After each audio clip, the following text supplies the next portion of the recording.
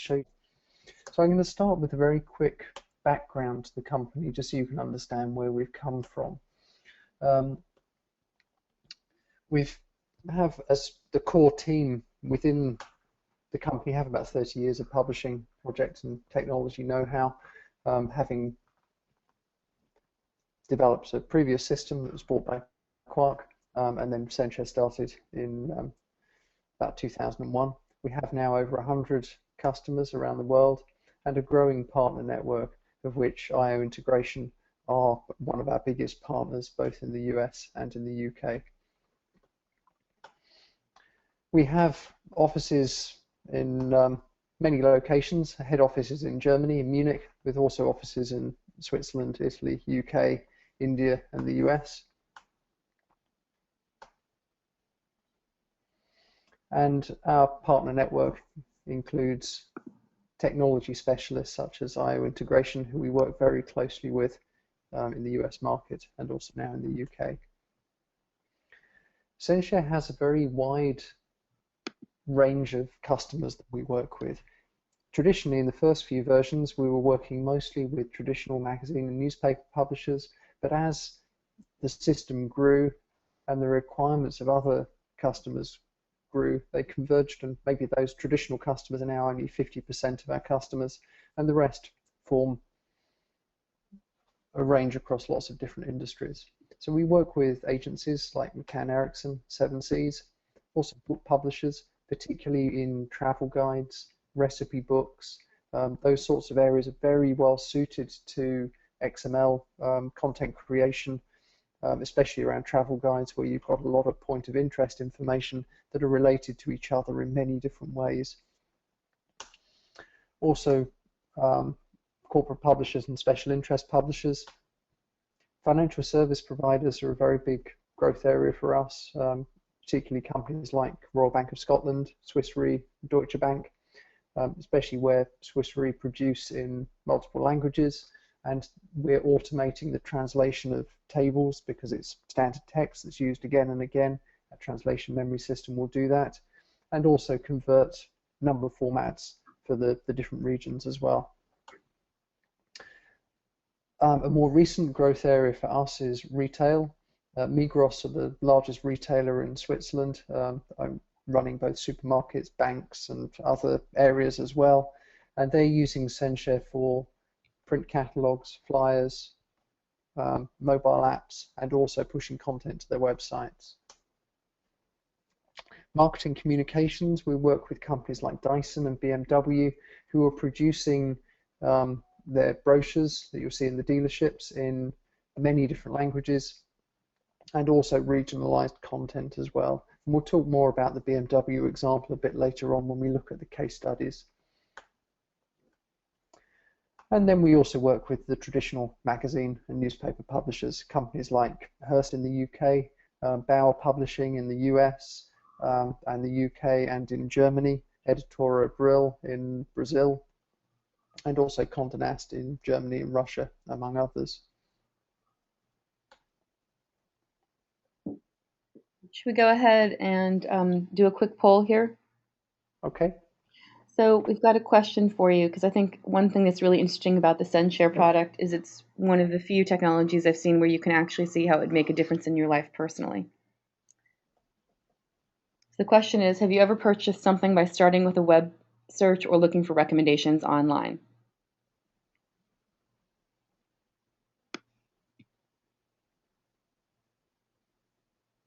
Let's see what everyone's answer is.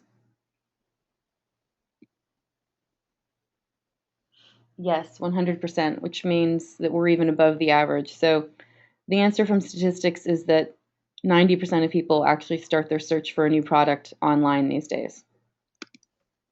And then a different question for you.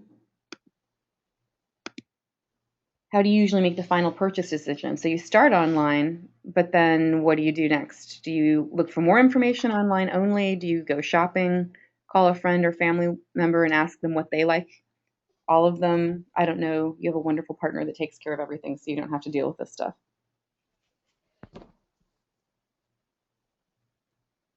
It sounds like it's mostly shopping asking a friend or key influencer in your life, and then more online. So you can see how important it is to reach people on a one-to-one basis because word of mouth has actually never been stronger as a means of marketing than it is today.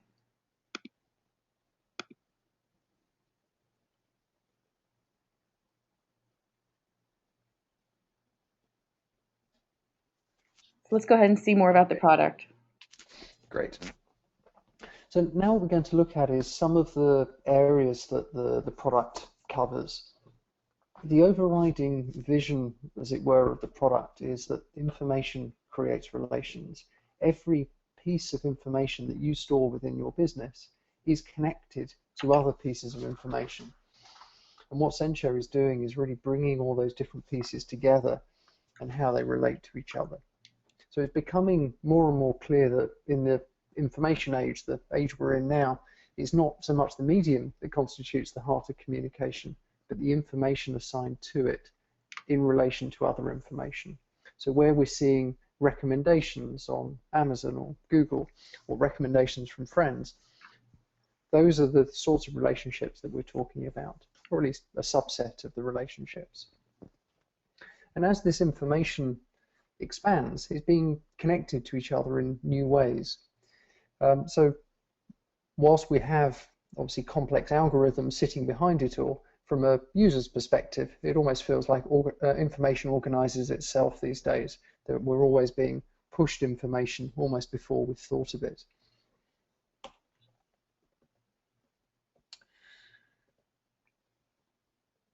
So what censhare is doing is making this information live. So it's enabling relationships to other pieces of information, other users within the system. And in order to do this, we're using tools to allow us to publish, communicate, and collaborate. So what sort of information are we talking about?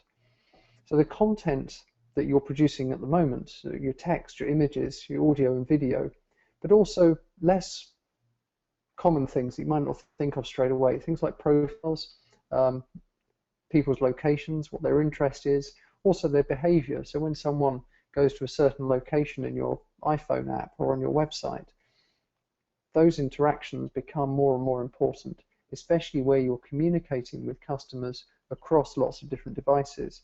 We need to know information about a print subscriber as well as what they look at on a website or what they look at on their iPhone app. It's tying all that information together.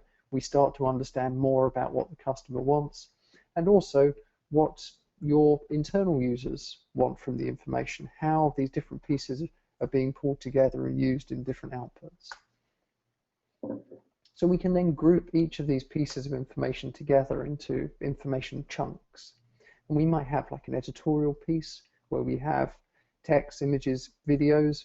We might also have product information, so product reviews, technical tests, all the technical data, the pricing information might all come from different places, but within censhare you can bring it all together and also get live updates. So if pricing information changes or some technical specifications change in the master system for that information, censhare knows about it and it will then automatically update any websites, even any print documents that it's being used on which aren't yet published.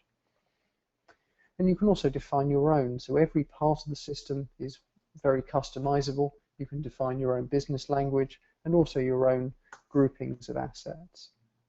But each piece of information is not telling us much on its own.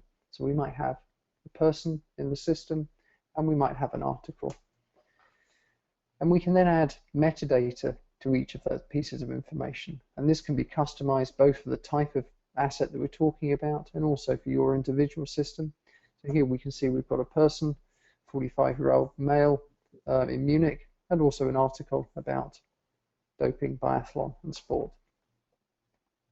We then have the option to add files onto these assets. So we might have a picture of that person. Our article might contain text in different languages, multiple images, video, any other content that we've created. And then we use the links to create a relationship between them. And that relationship itself is another piece of information. So here we can see this person has read this particular article. But as these different interactions take place, we can then build up a map of all these different relationships. So that article, for example, might be similar to another article that was used in a print issue that's about a topic that was tweeted about by somebody else, or it featured a particular company who produced a product that this person has bought previously. So all these different relationships are growing as time goes on and changing. And we can then use all this information to automate tasks out of the system. So if you're providing personalized microsites or personalized emails or iPhone apps or whatever, we can use this information to make sure we're pushing the right content to the right person at the right time. One of the things that Migros, one of our supermarket retail customers, is looking to do at the moment is because they know your shopping history, they know your current location based on your iPhone, that as you walk into one of their stores, they can give you personalized offers based on your purchasing habits, your current location, and the store stock level. So it can really get down to that granular level of information. And it all feels a bit Minority Report and a little bit scary from a consumer point of view, but the technology is now available to do this kind of thing. So if we take an example, we could have a tweet that someone has written. censhare can be watching for certain hashtags, certain brands, pulling that information into the system, notifying certain groups of users. And we can also use censhare to create content that gets pushed out to the social networks. So for example, when an article goes live on a website, if you want a certain portion of that to get tweeted automatically, that process can happen at the same time. Or alternatively, you might write a whole bunch of tweets that you want to go out around a new product launch and have them sent out one every 15 or 30 minutes. You can set them up ahead of time and have censhare automatically push them out, rather than have someone sit up all night to write them and send them out manually. That can also mean it goes through an approval process, so you can ensure that only authorized people are pushing tweets out. Obviously, you can't stop them going to Twitter's website and doing them there, but at least you've got some control mechanism in place. So we'll now see, as these different elements are being created or used, that censhare is grouping them together inside the information system at the heart of the system. And we've then got these different output channels, so whether we're creating content for print, for mobile or tablet apps, for websites, social media networks, or connecting to other external systems. So for editorial content, we might be writing in Word, directly inside the censhare content editor, or using InCopy or any other tool. And those documents can then get checked into the system. We can automate transformations, so you can use that same content out to other output channels as well. We then also have layouts created directly in the system, and we can then place that content wherever it's come from, whatever output channels we've defined. We can then place that content into the appropriate locations. So from an ERP system, we might get product information, so we know what colors it's available in, what weights, what technologies are in use, and that might come from a supplier or an external system internally within your company. And we can then take that information, pull in other information that's maybe on an external website, expose it directly within censhare, or incorporate it into the system, depending on what you need to do with it. We can also take user-generated comments, so any comments that have been typed into a website, customer reviews, ratings, those sorts of things, can be entered to the website, and as they're saved, they get checked into the system as a new asset related to that product or whatever, that article, whatever it's been connected to. We can also add shopping carts information as well for purchasing or for recommending product based on a user's profile. And you can see that all those different relationships, as those assets are worked on, some are automatically built into the system, such as a user commenting on a product or an article or a picture being placed onto a print layout, whereas others are more user-generated, that I know that these two articles belong together for a particular reason, so we can create our own arbitrary relationships. So in order to work on these assets, censhare provides a number of built-in tools. And at the heart of the system is an asset management system. So any kind of digital file that you're creating at the moment or want to create in the future, you can store, you can add rights management, you can have version management, full text searching, and there's no restriction to the type of assets that we're working with. We have an integrated planning application which allows us to work with print publications, iPad or mobile applications, and also websites within the same environment and plan them out, add advertising, see how the issue is currently coming together. And what a lot of our sort of print publishing customers will do is, rather than having a printed out flat plan on the wall that as amends are made, they change, they now have big flat screen TVs on the wall, and they see live views of the flat plan. As soon as someone makes a change, it shows up on the flat plan on the wall. It becomes a much more interactive experience. And we also see a change in the way that the editorial teams work together, that often meetings are had around this large flat screen TV so they can see the current state of the flat plan and discuss it.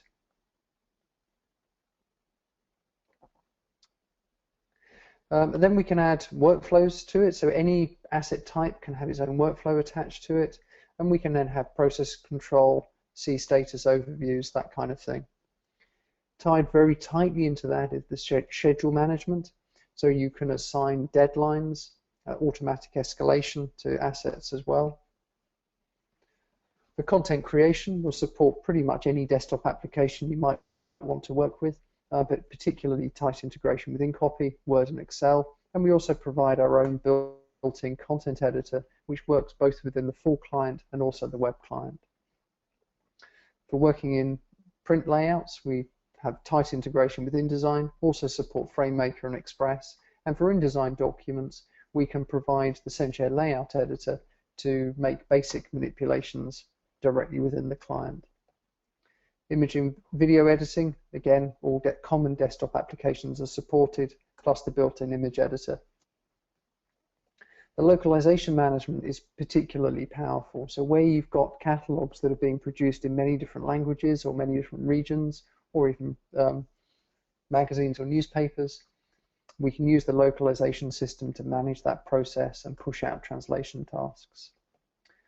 We can then automate a lot of tasks, rendering InDesign servers, generating PDFs, file conversions, pushing out to external tools, those sorts of things. And then at the end of the production process, we can then automate an archive process. Unmuted. Move all versions that were in the during the production process, move it from a faster production file system onto an archive file system, and also maybe change the rights management on the assets as well. Okay, everybody, we're going to take the time to do one more poll here really quick, and you'll see that this one just came up. How many of your companies are using content management and or collaboration systems? Digital asset management, media asset management, CMS, ERP. And you'll see there's a few different. So basically just select the most appropriate answer for your organization.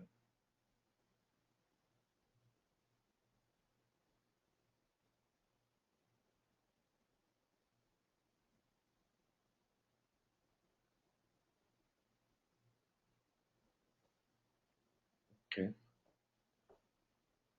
So it looks like we've got a combination across the board. We've got some companies using no integrated system, but just traditional online digital marketing and email and other types of databases to store their assets.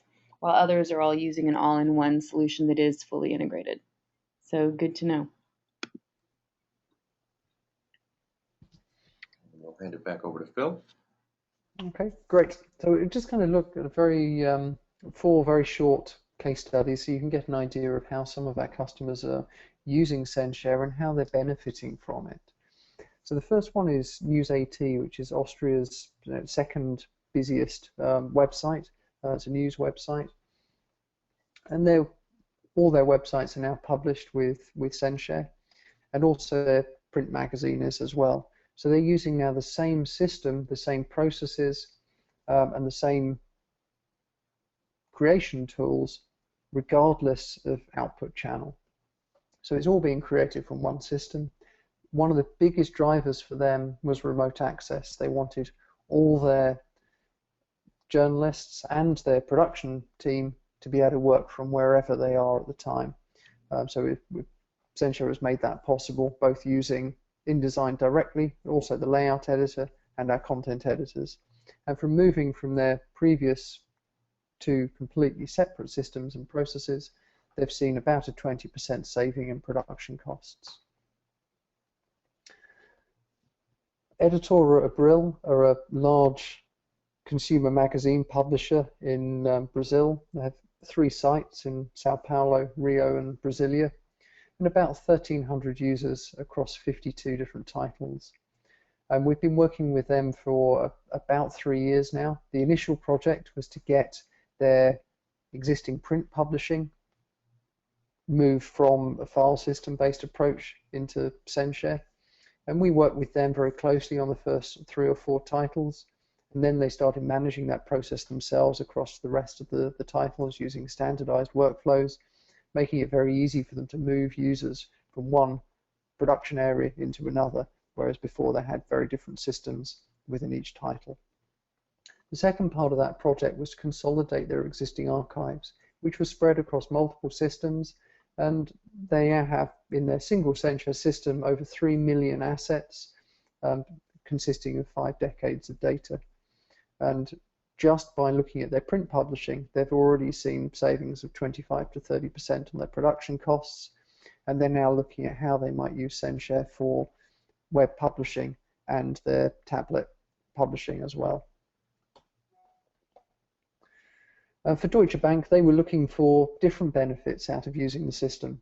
So they're publishing exactly the same quantity of material, but have reduced the headcount working on it by 33%. So it's given them a huge saving there, and also introduced a large amount of transparency, so all users can now see what's going on when they need to, without having to go and ask someone or hunt through email or file systems. BMW saw some very dramatic savings. Before we were working with them, they produced their car brochures in 20 different languages and twice a year. After the introduction of censhare, they now produce in 50 different languages 6 times a year with the same number of people, but still saw a 30% saving in their production costs. There's a dramatic difference that they've seen, and they're now out sort of pitching for a new creative agency and production agency to work with them on their brochures, and censhare is one of the prerequisites of that pitch. So they're a very good customer for us. We've been working with them for quite a long time now. And that's the end of the case studies that we've prepared for this session.